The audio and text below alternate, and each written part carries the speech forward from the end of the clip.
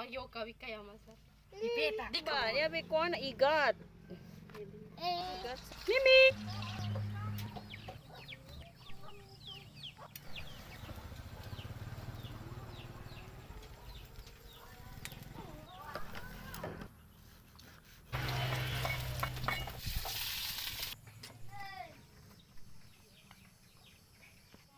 Pagyo kawi kaya masa. Ipeta. Di ka masa. Assalamualaikum, magandang araw mga giliw. So for today's video ho ay magluluto ako ng igat. Bibiro lang ako tungkol sa igat pero ito na nagkatotoo. Hoy, kinabahan tuloy ako. At mukhang hindi lang ako ang kinabahan dahil pati tuloy ang pusa namin ay natakot. Hoy, dahil hapon na rin at malapit ng dumilim ay nilinis ko na. Tinanggal ko ang ulo tapos ginawa kong parang daing. O kita nyo, parang ang lakas ng loob ko maglinis, no?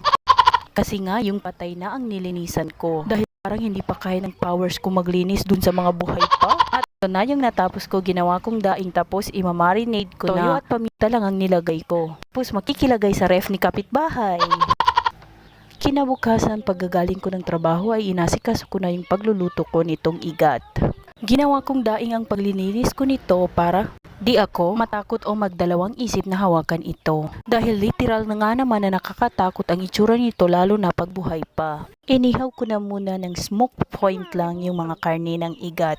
Makapal nga rin naman talaga ang karne nito. At base sa aking pag-research, charus, may ganon.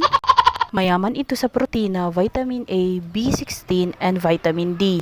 Kakatulong din ito, pampalinaw ng mata, pampakinis ng kutis, at pampaganda ng buhok. Pwede araw-arawin. Hoy! Di ko rin ata kaya ito araw-arawin.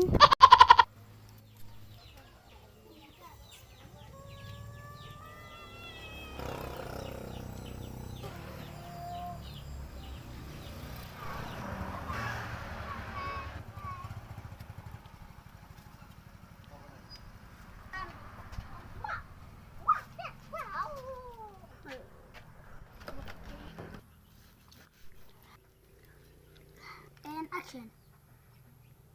And action.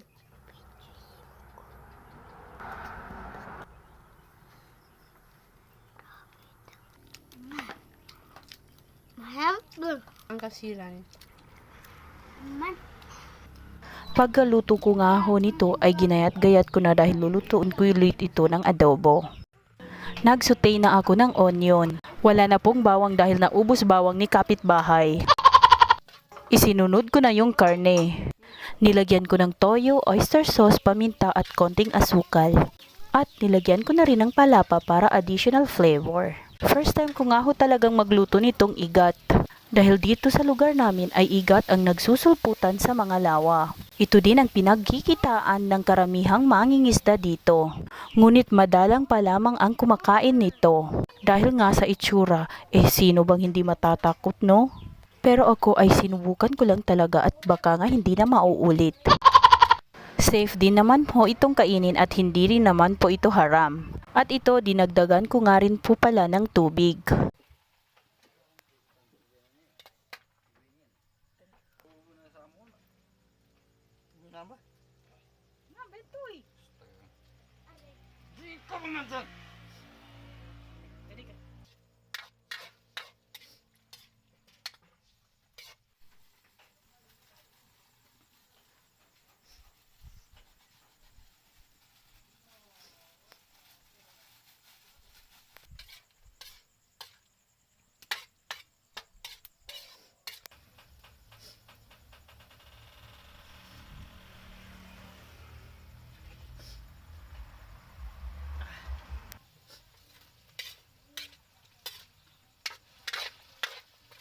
At luto na ang aking adobong smoke-flavored igat.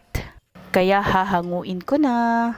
At maghahanda na rin ako ng hapunan namin. Maraming salamat ho sa panonood. Like, share, and follow. And by the way, masarap din po ang karne ng igat. Parang African hito rin ang lasa. Thanks for watching. See you on my next vlog. Bye-bye.